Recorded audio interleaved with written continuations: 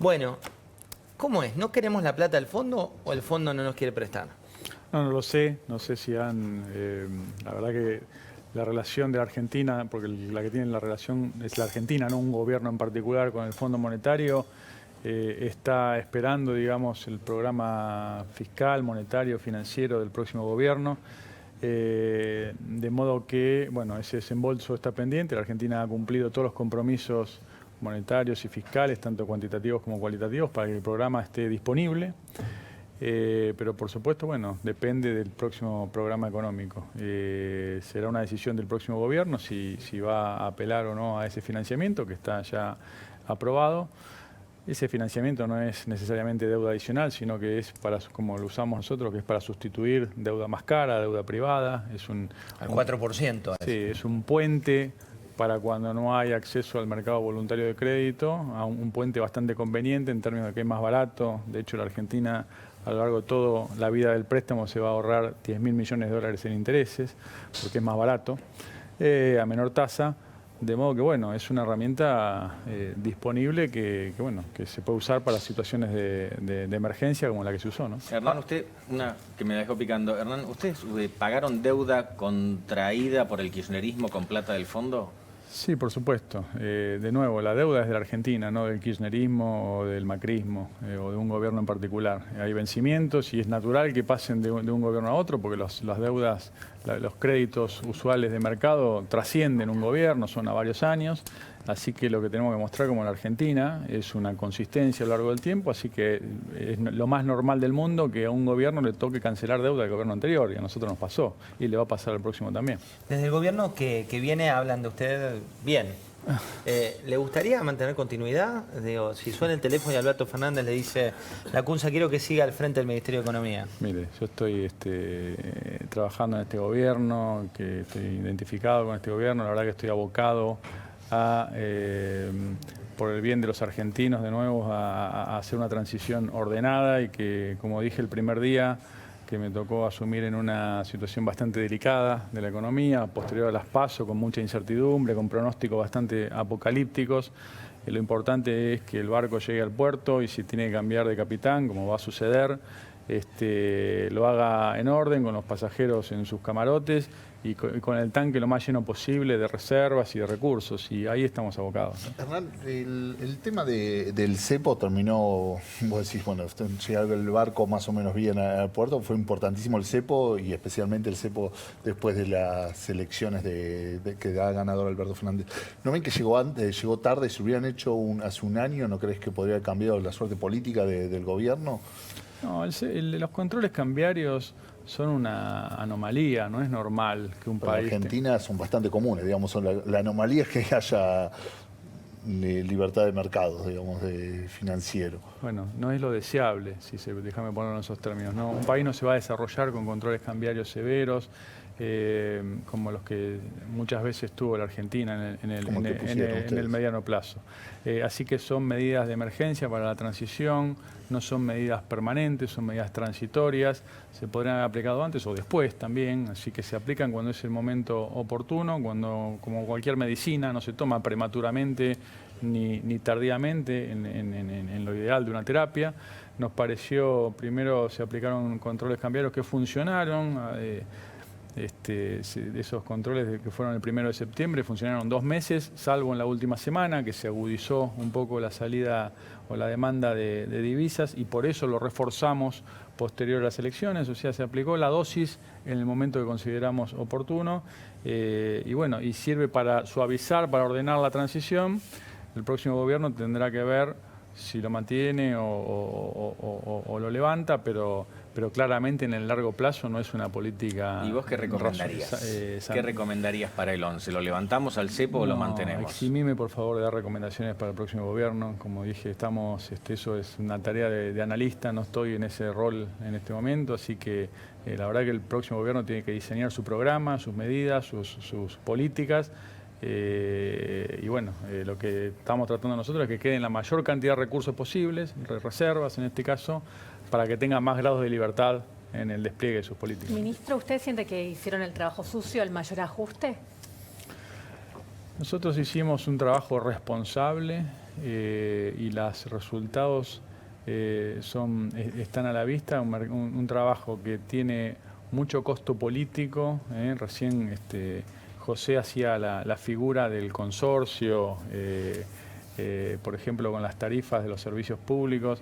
A veces pensamos que si pagamos la factura que nos viene por abajo de la puerta 100 pesos, pero el costo de la luz es de 1.000, los otros 900 los pagamos nosotros también a través de las expensas, no de la factura, pero no lo pagan los rusos o los sudafricanos, lo pagamos nosotros a través de los gastos comunes de ese consorcio.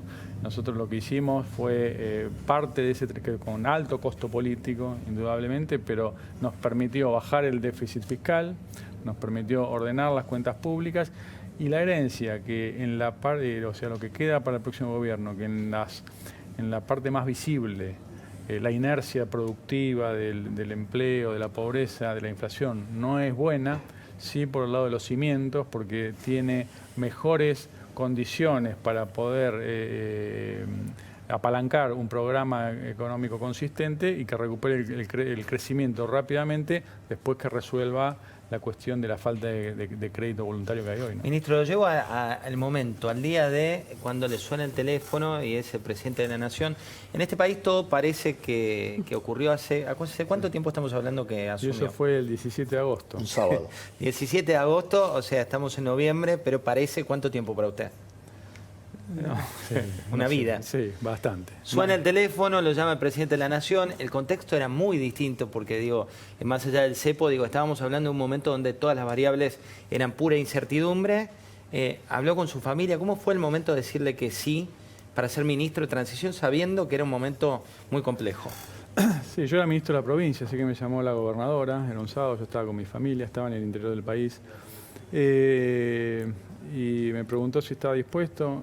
Había hablado ya el día anterior sobre la macroeconomía del país. Sin que ofreciera nada, pero sondeando. Sí, no, preguntando mi opinión. 2 horas había hablado, cosa que no era habitual, tanto tiempo por teléfono.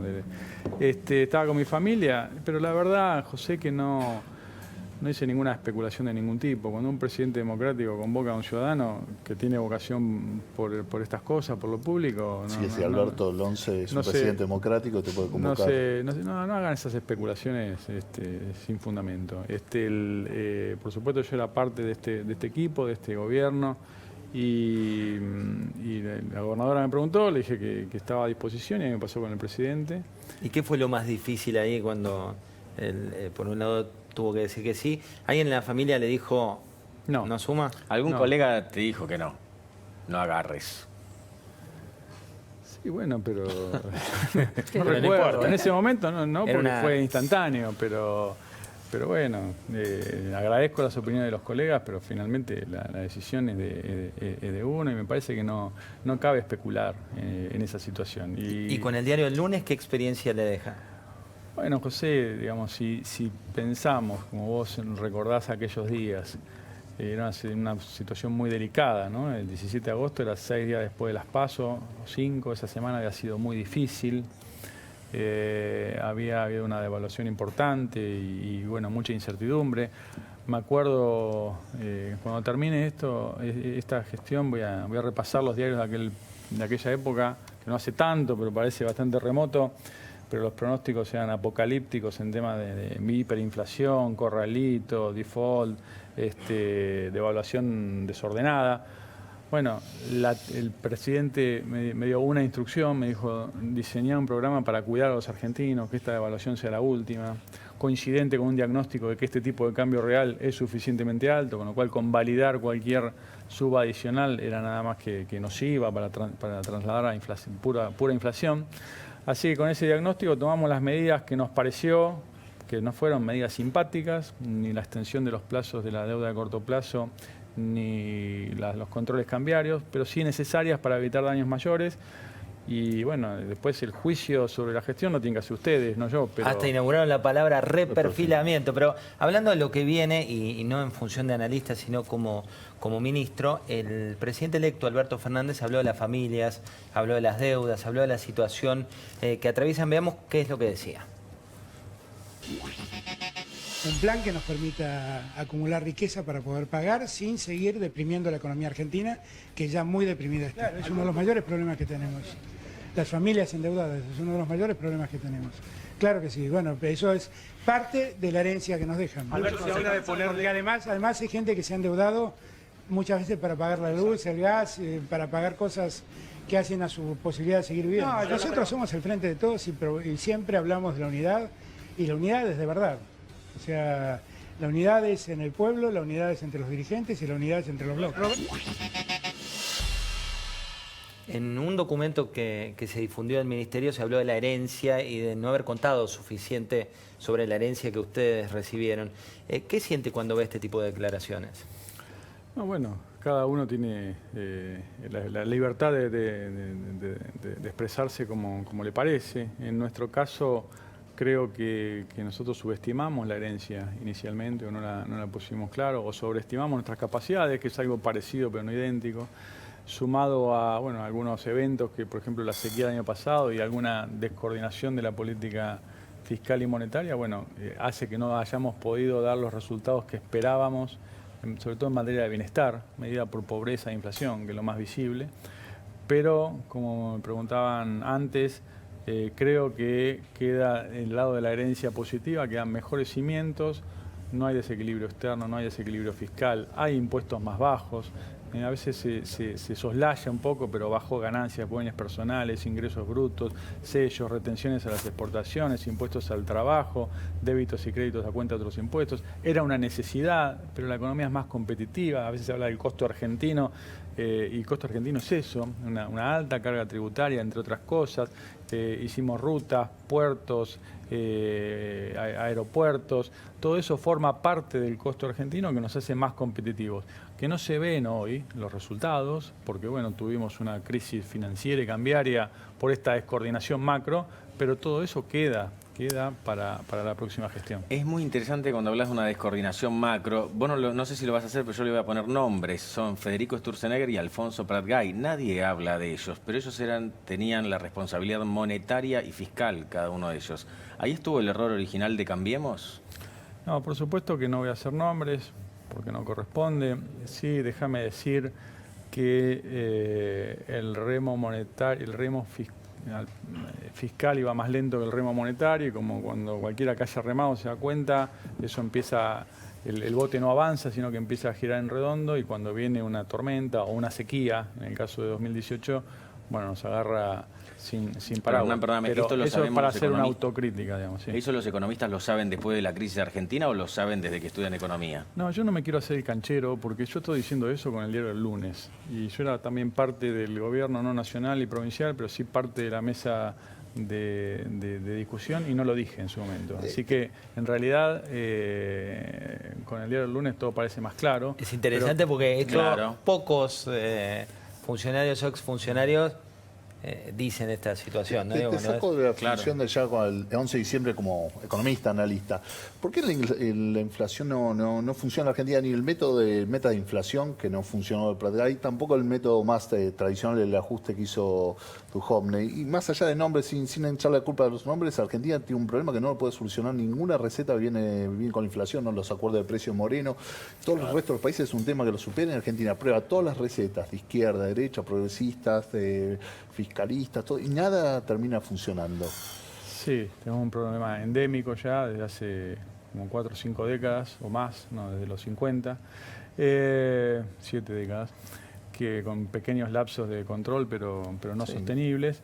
Pero digo, no va a haber receta contra la inflación mientras tengamos desequilibrios macroeconómicos, porque no es que la emisión genera automáticamente inflación. Lo que genera inflación es el desequilibrio del mercado monetario, o sea, la emisión por encima de la demanda de dinero. Ahora, si el origen es porque tenemos que financiar al Tesoro, porque tiene déficit, y ¿cuál fue el origen? ¿La emisión o el déficit que hubo que financiar? Entonces, mientras tengamos desequilibrios macroeconómicos, que son básicamente de 3 orígenes: fiscal, externo, o sea, atraso cambiario, que cuando los corregimos siempre bruscamente, y eso termina trasladándose a precios, o monetario, porque no tengamos un régimen consistente. Mientras no tengamos una plataforma macroeconómica ordenada, con equilibrios, y bueno, la inflación va a ser parte de nuestra vida cotidiana. Y vos como economista, no como político, vos le estás dejando al próximo gobierno un déficit fiscal muy vos no, digo la situación, déficit fiscal muy bajo, superávit en cuenta corriente, tipo de cambio competitivo. ¿Por qué igual todo el mundo dice que la inflación el año que viene va a ser 30 y pico, 40? ¿Por qué igual las bases están para tener algo de inflación más baja? ¿Por qué vamos a seguir teniendo una inflación tan alta? Bueno, pues tiene inercia. O sea, este año va a terminar con 55%, no baja de 55 a 5 en un año. Tampoco sería saludable o sostenible hacer un parate tan brusco, no sería posible. Entonces hay que hacerla converger gradualmente, yo diría en 3-4 años a un dígito, pero lo importante para que eso sea posible, porque también lo planteamos para este mandato, es que tengamos equilibrio fiscal, equilibrio externo y como consecuencia de eso también equilibrio del mercado de dinero. Ministro, hay una situación o una ilusión a veces en la calle que tiene que ver con que después del 10 de diciembre va a haber plata en el mercado, el asado va a estar para todos. Digo, hay como cierta ilusión. ¿De qué depende que eso ocurra? Se habla mucho también de medidas como que se va a poner más dinero para el acceso de todos, que va a haber más plata en la calle. Aumentos jubilados. ¿Eso es factible? Mire, va a quedar una situación fiscal ordenada, pero donde está mucho mejor que antes, pero tampoco sobra nada, ¿sí? Entonces, creo que tenemos que tener un programa económico, fiscal y monetario prudente. Pero ¿cuál es el riesgo de poner en marcha la maquinita? No quiero hablar mucho del próximo programa. Lo que digo es, la emisión no es automáticamente un daño inexorable si está acompañado de un programa consistente donde esa mayor oferta monetaria es acompañada por una mayor demanda de dinero. Si se quiere, los márgenes de acción ahora son un poquito superiores porque la demanda está muy baja, históricamente baja, con lo cual hay espacio para que crezca siempre y cuando haya una demanda genuina de dinero, no forzada. Entonces, bueno, puede haber. Ahora, por supuesto que todo depende del tiempo y de la dosis. O sea, una cosa es emitir 10, otra cosa es emitir 200, una cosa es emitir 10 2 meses, otra cosa es emitir 10, 15 meses. ¿Me explico? O sea, importa bastante la dosis y el tiempo. Y no nos enamoremos de políticas puede ser transitorias, genuinas. Si un Estado no tiene acceso al crédito, bueno, financiarse es un instrumento genuino, pero transitorio, no permanente. Cuando hablamos de lo que viene, también se está hablando de propuestas de reestructurar deuda del 20%, de quita de intereses de los uruguayos, bueno, infinidad de recetas. ¿Eso es imprescindible? Digo, reestructurar la deuda, renegociarla, o tiene más que ver con una decisión política? Argentina no tiene crédito hoy, tenía crédito tampoco tan abundante hasta las PASO. Nosotros veníamos de cada 100 pesos que vencían de deuda a corto plazo, se renovaban 90, o sea que no es que era cero, era menguante, pero todavía existente. Pero desde las PASO por acá desapareció. Digo, por eso tuvimos que extender los plazos de las letras, porque venían de cada 100 pesos, se renovaban 5 nada más. La verdad que esa es una situación anómala, porque ningún país del mundo puede pagar en efectivo todos sus vencimientos. Lo puede hacer por un tiempo, como lo estamos haciendo ahora, con reservas, y va a haber reservas suficientes como para varios meses, para que el gobierno entrante pueda renegociar la deuda en condiciones no precipitadas y amigables, o sea, no hostiles, pero tampoco es que puede tardar 1 año y medio, ¿sí? Con plazos prudenciales. ¿Por qué hay que hacerlo? Bueno, porque el mercado o los que nos prestan tienen dudas sobre la capacidad de repago. Ahora, la deuda es un 70% del producto, bien medida, porque hay que medirla al mismo numerador y denominador, deuda contra producto, al mismo momento. Un 70% del producto, que cuando se resta la deuda intrasector público baja al 45%. No es una deuda por ciento, no es una deuda alta, es una deuda muy manejable, pero con vencimientos concentrados en el corto plazo, con lo cual nuestro criterio es que hay que hacer más hincapié en esa conversación con los acreedores, en los plazos que en los montos. Pero esa es nuestra opinión. Concretamente, vos sugerirías una renegociación sin quita. Sí, pero bueno, repito, esa es una sugerencia, o una opinión, porque a veces uno se puede tentar con que haciendo una quita tiene que hacer menos esfuerzo fiscal posterior, pero al mismo tiempo el acceso al mercado que uno quiere recobrar, si se hace más agresiva con quita, bueno, es más lento y más caro. Entonces hay que ponderar esas dos atributos, ¿no?, de una negociación. Hay una idea que tienen algunos políticos que es, proyectando el futuro, escribir sus libros de historia. Si tuvieras que ponerle un título a tu paso por economía, ¿cuál sería? 100 días porque no sé, tengo que encontrar el verbo, pero 100 días para enamorarse. para estacionar. Para estacionar. Ministro, muchas gracias. No, a vos.